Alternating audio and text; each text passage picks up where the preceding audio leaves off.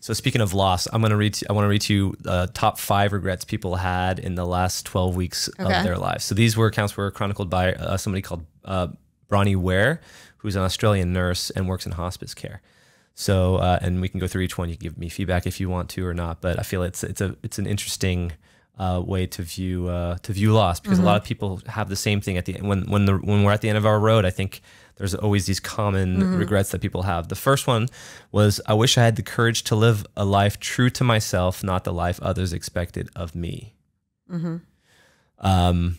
And I feel like that's such a huge aspect for people. You know, I would say, I'm not going to say it's a firstborn issue, but I think a lot of kids learn that from their parents, you know, like wanting to please their parents and do right by their parents. But the fact that this is one of the top 5 prevalent issues is that people not choosing to be their authentic self or making decisions based on what other people might feel is an interesting one. Yeah, no, for sure. Second one was, I wish I hadn't worked so hard. This was every male patient, and I'm sure female, but they said every male patient felt they missed their children's youth and partnership, partner's companionship, which goes back to being present, right? Enjoying the moments that you do have with the kids that you have, and not being so on your phone thinking about everything, all the million things that you need to do. But it's hard. It's hard, especially in today's busy world. Number 3, I wish I had the courage to express my feelings. See, I've never had that issue, but I know that a lot of people do. I wonder, how about you? No, I mean, I think with like all of the things you're mentioning, I just think, if I hadn't majored in philosophy and like become a philosopher and things like that, I don't think I would now appreciate the importance of caring about my child's happiness and the happiness of my family and all of, like, you know, I mean, Aristotle says at the beginning of the Nicomachean Ethics that everybody agrees on what's the goal of human life. It's happiness. But like, nobody agrees on what that is. Like, some people think it's wealth, some people think it's money, right? And I think a lot of people go through life, which I think this is what what the list speaks to. A lot of people go through life chasing one conception of happiness, and that proves disappointing, and then they chase another conception of happiness, and that proves disappointing, and they chase another conception of happiness, right? And, you know, Aristotle, you know, depends on how you read him. Of course, people disagree, but he thinks that the goal of life, again, I mean, he's the one who said philosophy begins in wonder. Like, the true happiness is found in contemplation, right? And in kind of thinking about the highest truths and our purpose and why we're here. And he doesn't think you can do that unless you cultivate the virtues, right? Unless you kind of distance yourself from disordered, inordinate attachments. But I think that, like, having read that, as a 17-year-old, like, helps me now say, it doesn't really matter if my kid is like not great on the swim team, or like, you know, doesn't win you know, I still think that kids should have hard things that they do. Right. But like, I don't care if they're not like a wonderful pianist, or if they're like not on the elite sports team or whatever, because like, back when I was 17, I read Aristotle, and Aristotle talked about the point of life being happiness, and convinced me that happiness is not honor, fame, power, wealth, right? Right. But I don't think people think about that enough. Yeah. No, I think, unfortunately, I feel like, and that's why I said at the beginning of the podcast, the idea of people don't understand what philosophy at its core is supposed to be. But it's misunderstood.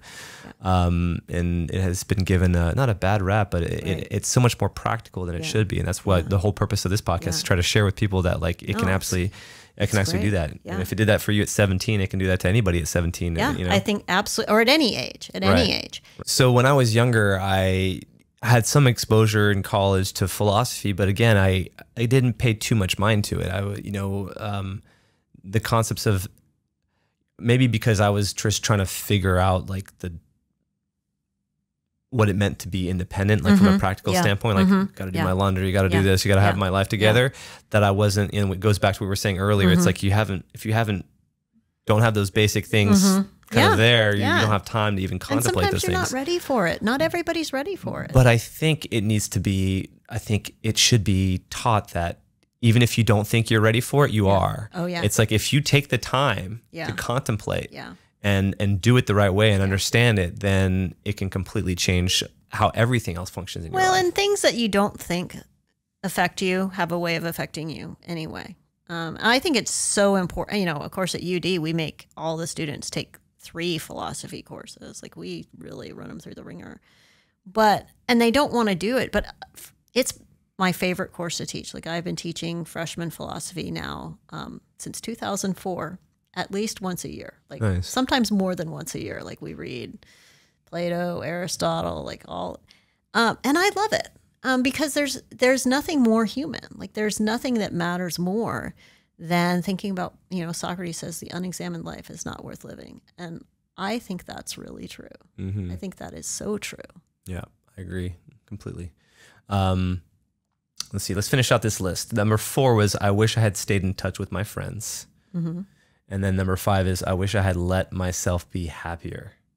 That's interesting. Let myself. They realized that happiness was a choice. Yeah. I wonder what let myself be happier. Like, I wonder what's at. I think the way I take it is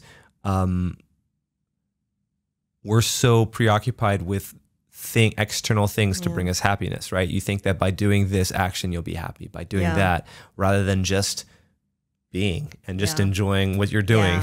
Or just the ability. Like, I notice I'm kind of super, like, punctual, and like I get things done and I'm never late and all this kind of stuff. And something that I really admire in my husband is his ability to just like be in the moment. You know, like if he's having a conversation with someone, like he loses track of the time. Right. And those are the best conversations, right? Where you just like, you're there and you're just enjoying yourself. But I have this tendency to be like, okay, let's see, it's almost bedtime for Sage, and like, were you firstborn? I'm youngest, actually, but like we're so worried, right, about like putting everything in its place that like we become unable to relax. Yeah. And look, I think being punctual is a really good thing, and like I think structure in kids' lives are really important. But I think that's the beautiful thing about marriage. Like, we also need the ability to just like be. Yeah. Right. Yeah. I think the balance, right? Finding times when to just shut that off, you know, and like you were saying, doing that for you in the morning, the time that you allot yourself for your morning to just do that. Or more importantly, and I've been doing this with my wife as well, since I've been going on this journey myself, is, giving each other personal time away from the kids as well. And I've had to like push and say, no, you need to take this time for yourself, even though she doesn't realize that she actually truly needs this. It's hard. Yeah. But once you are able to kind of disconnect and have that time for yourself, it's life-changing. Yeah. And so I would say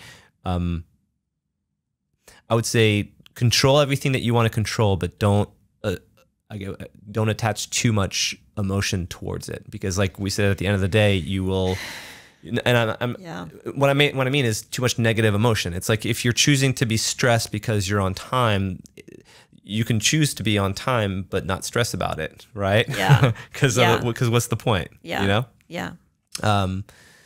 So speaking of finding joy and peace in everyday life. So, in America, especially, this is not true of the whole world, but I'd say in America for sure, we're constantly encouraged to seek, achieve more, be, like you were saying, be the best, so finding joy in simple everyday moments can be hard. I'm going to quote Epicurus, taught that true happiness comes from the simple pleasures of friendship and a calm mind. So how can we practice Epicurean philosophy to find joy in our lives and appreciate simple pleasures like friendship and cultivate this calm mind?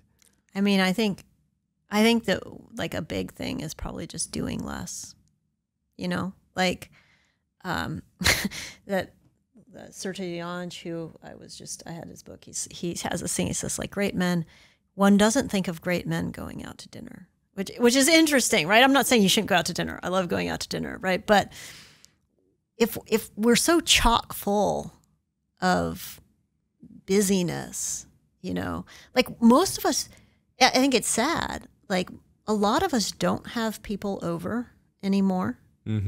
And why do we not have people? Well, most of us don't have time to have people over. Like most of us don't, like we have too much stuff going on. You got the like Girl Scout meeting and you got the this and you got the that and you got the, right. And you're like running through the drive-through to get, right. And we could cut out a lot of that stuff out of our lives. Yeah. Like we could just have, you know, I have a rule with my daughter, like you can do music and you can choose one other thing. Like we're not doing, like during the school year, we're not doing more than 2 things. Like and I think we can do that with ourselves too. And we can just do less. We don't need to fill our lives with chatter because it really is just kind of like chatter and noise. If you think about it at the end, what's it all for? Like, no, exactly. Right. And I just think you have to say no, right? My life is going to have space in it. My children's lives are going to have space in it, even if they don't go to Harvard. Like, who cares? Right. Like, they're going to have climbed a tree, and they're, you know, and like maybe that's more important. No, I agree. I mean, so our daughters are both 7. It's funny you mentioned extracurricular activities. She's been pretty serious about ballet, so now she's going twice a week because she's in the higher level. And they started jujitsu, so they're going twice a week. So she's got that, and I teach her lessons, and like she's trying to find time to practice.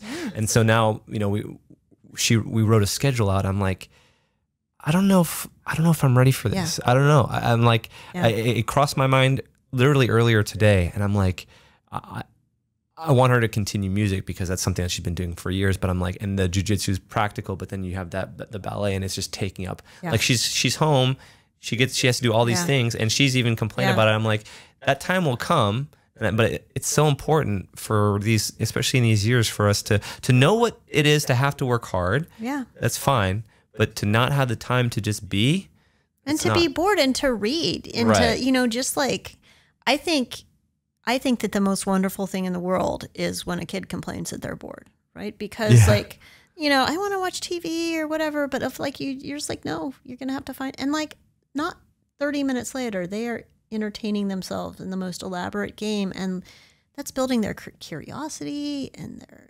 interest in things and their joy. And like, I feel like we as a society have just taken that away from children. And I think it's so sad. You're right. Yeah. When was the last time you would say you felt bored?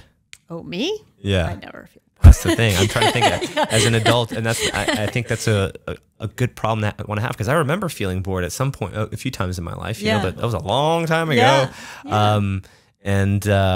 You know, because if I feel like I'm about to be bored, what can I do? Grab my phone. You can grab your phone, start scrolling. Yeah, and so knowing to take certain things out of the equation that are like boredom fillers, you know. The phone being the big one. Yeah, and television. And television. You know, my daughter said to me the other day, because, you know, over summer, like they watch more TV than they do during the school year and things like that. And she wanted to watch TV.